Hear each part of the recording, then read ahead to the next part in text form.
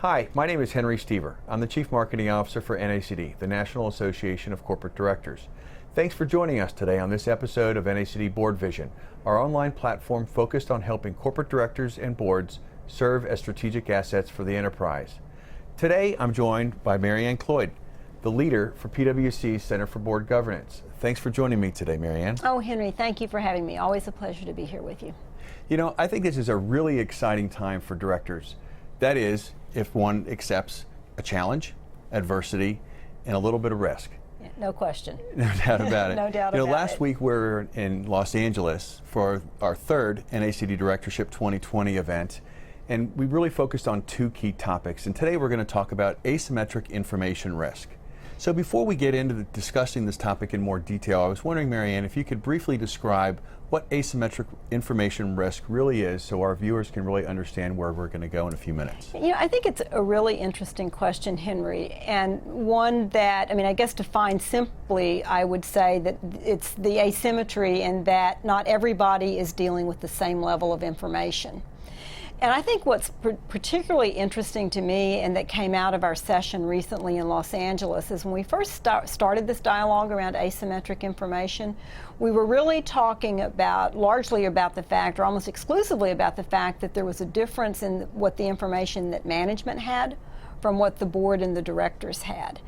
And I think one of the things that really resonated with me in Los Angeles is that asymmetry can exist at a lot of different levels. The dialogue really developed around, you can have asymmetry within a board. So, and that could arise because different things are being discussed at different committees.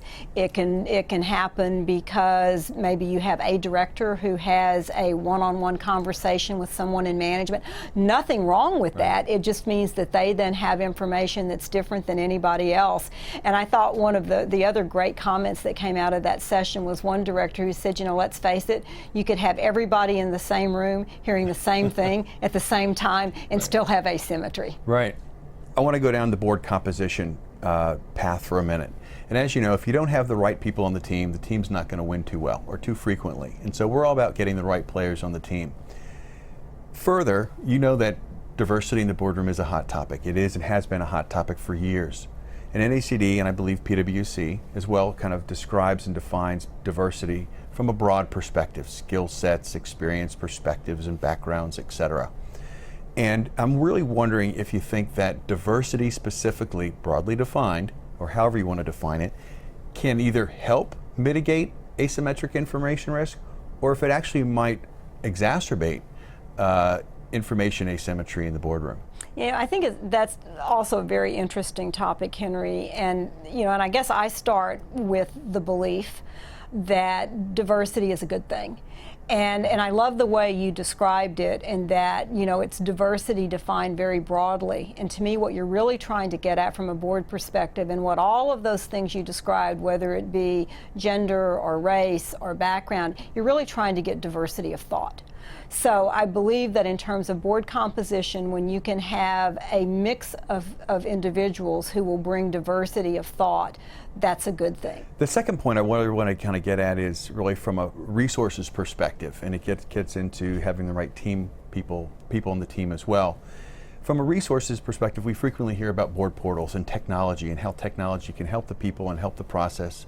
But I'm really wondering if you think that board portals specifically are things as a tool that can help asymmetric information risk in the boardroom and between management, or if it's something, again, that exacerbates it.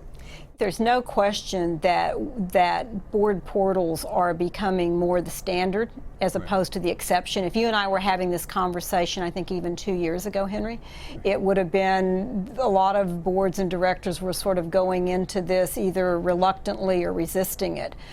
As far as whether or not board portals can help with the asymmetry, I think that in general it's very good. You've got a platform where you can easily disseminate the information. I think the challenge, and what I hear from some board members, is it's also really easy to post information there. Right. So before, when you had people who were putting together board books, there might have been some self-governing mechanism based on the number of pages and what you had to ship.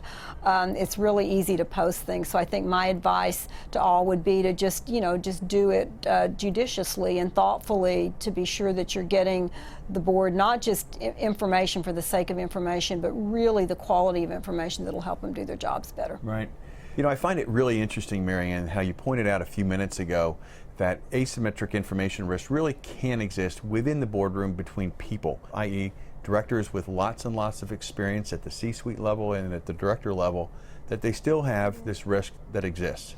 And I'm wondering if there's techniques that you can suggest or that you've observed, because you've certainly sat in a lot of board meetings yourself, but are there structural suggestions or communication suggestions that you can kind of recommend to our viewers on how to mitigate that risk in the boardroom itself? I mean, at the end of the day, it's humans connecting with humans or communicating with humans.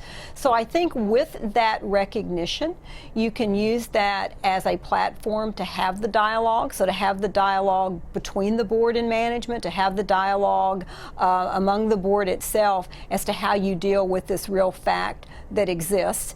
And I think it also, you mentioned processes. I think that if you've got a truly dysfunctional board, no process in the world is going to cure that. But I think with a high-performing board, and again, recognizing that there is this risk of asymmetrical information, to really focus on what processes can be put in place to help deal with the matter, deal with the issue. Wow. Well, as I mentioned earlier, this really is an exciting time for boards, and I believe it is for directors itself, if you accept change, challenge, and adversity. And we certainly have a lot of that in the boardroom today. No question. On behalf of NACD, PwC, Mary Ann, and myself, thanks for joining us today on this episode of NACD BoardVision.